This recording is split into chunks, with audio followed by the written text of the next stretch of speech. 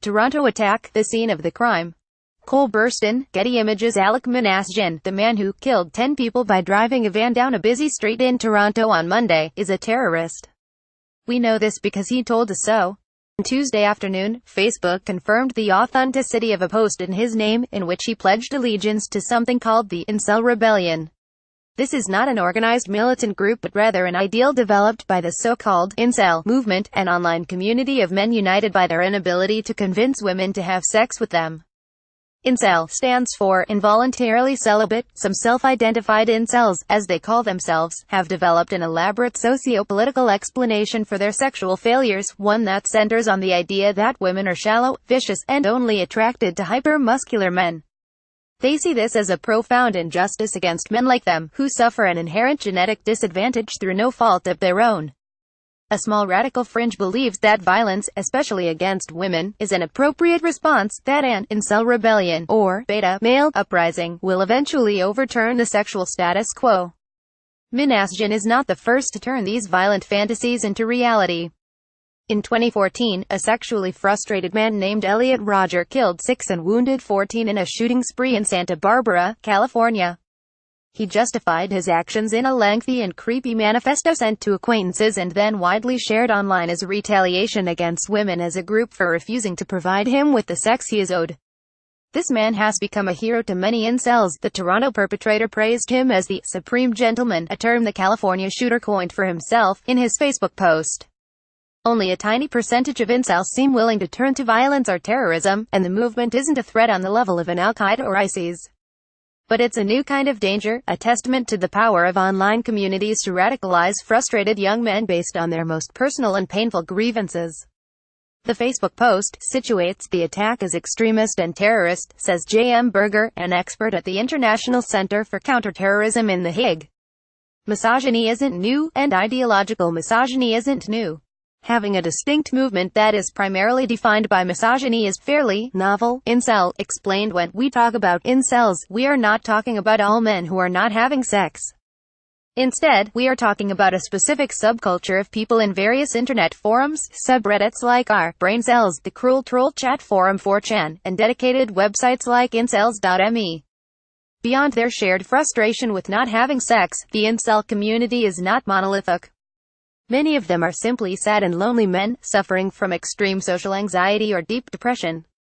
Some of these moderate incels actively police the extremists in their midst. In a sympathetic 2015 profile, The Washington Post's Caitlin Dewey reported that some incel forums were set up to automatically delete any posts referencing the California shooter. But many incels have a much more sinister and specific worldview, one that the Southern Poverty Law Center says is part of a dangerous trend toward male radicalization online. These incels post obsessively about so-called chads, meaning sexually successful and attractive men, and Stacies, attractive promiscuous women who sleep with the chads. Both are positioned as unattainable. The chad is the masculine ideal, one incel men cannot emulate for reasons of poor genetics, while the Stacy is whom every incel man wants to sleep with but cannot because they aren't of chad. It's this embrace of helplessness, or their certainty of their own sexual doom, that makes the more extreme incel communities so dangerous. Instead of trying to support each other and work through their issues as a group, the incels in certain communities allow their resentments to curdle. They see the world through the lens of entitlement. They are owed sex but cannot have it because women are shallow. This manifests in a deep and profound hatred for women as a group, which shows up on a very brief scan of some of the more extreme incel communities. "I have sluts for managers," one poster on the incel.me forum wrote. "Flat bitch with no ass and loud ugly black land whale somehow with no ass either." Both brag about all the dick they suck. But it's not just individual women that these radical incels hate, it's society writ large, a society that allows their perceived sexual oppression to go on.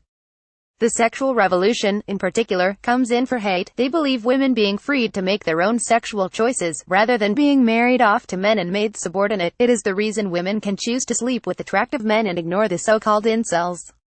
This is how inceldom becomes a political doctrine. They see themselves as a class, oppressed by a social system that's rigged in favor of other men. One post on an incel subreddit compared their worldview to Marxism, with incels playing the part of the proletariat and Chad the bourgeoisie.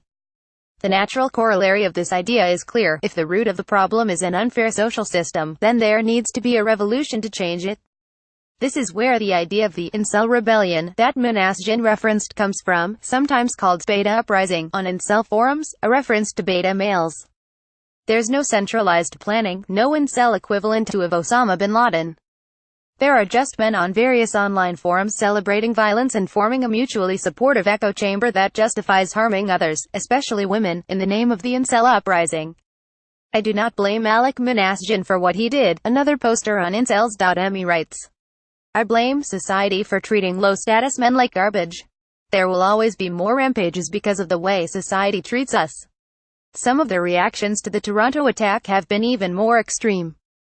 David Futrell, a journalist who follows the Incel movement on his site We Hunted the Mammoth, took screenshots of some of the most extreme pro-Manasjian posts, in which posters call for more attacks like the California shooters. Here's one of the worst ones, highlights by Futrell. David Futrell. This is the stuff of terrorist incitement and recruitment.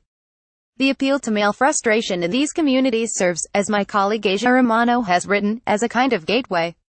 Men log on to complain about their loneliness and dating failures and end up getting sucked into a community that encourages them to blame women and society for their problems. And eventually, some of them decide to do something about it. This is a terrorist movement. What can be done about it? Terrorism is a notoriously difficult concept to define, but the most widely accepted definition among scholars is that terrorism is a form of violence directed against civilians by a non-state actor with the goal of achieving some kind of political end. By that standard, there is no doubt that the Toronto attack fits the bill. The perpetrator wasn't taking revenge on a specific woman who wronged him, he wanted to instill terror in society writ large as a means of furthering the Incel rebellion against the sexual status quo. Morally, it is important to recognize such acts as terrorism. Stephanie Carvin, a professor at Carleton University in Ottawa, tells me. This is not a familiar type of terrorism. The groups we hear about the most tend to have more understandable political goals, like installing an Islamist regime or winning the right for their region to secede from a country. The Incel rebellion has a much more amorphous endpoint. There's no worked-out vision for what success looks like, nor is there a chief ideologue working to come up with one. You just have a bunch of random internet forum posters pushing one another toward violence. While extremist groups are quite commonly misogynistic and even recruit based on male sexual frustration, their ideologies almost never center on that fact. There have been mass acts of misogynistic violence before, as in the 1989 shooting at Montreal's École Polytechnique that claimed the lives of 14 women, but there wasn't a large online community providing an ideology that justified the killer's grievances. The incel turn toward violence is a unique phenomenon, at least in the modern era. This creates a fairly difficult challenge for law enforcement agencies.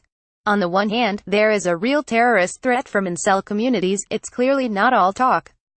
On the other hand, there are serious risks that come along with having American and Canadian law enforcement officials trawling Reddit for people to arrest.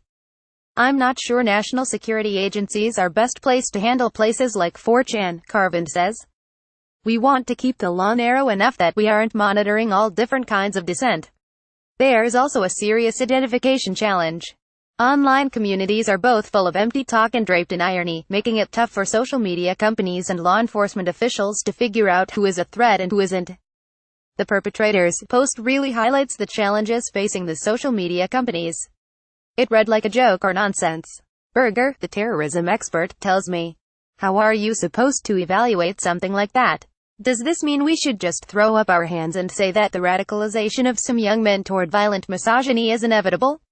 Of course not. Carvin suggests that social outreach programs, focusing on countering the sense of isolation that draws young men to these communities in the first place, might be a better idea than standing up a potential counter-incel task force at the FBI.